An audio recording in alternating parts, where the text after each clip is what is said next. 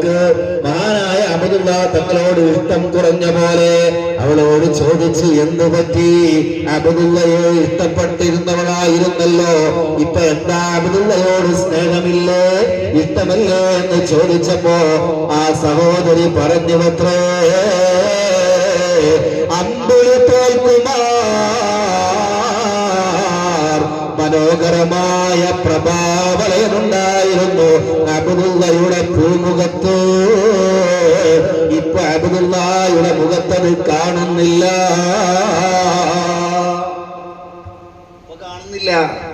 അതുകൊണ്ട് ഞാൻ അദ്ദേഹത്തിൽ ആകൃഷ്ടനായത്, ഞാൻ അബ്ദുള്ളയെ പ്രണയിച്ചത് അദ്ദേഹത്തിന്റെ മുഖത്ത് കണ്ട അമ്പിളി തോൽക്കുന്ന മഹത്തായ പ്രകാശം കണ്ടിട്ടായിരുന്നു.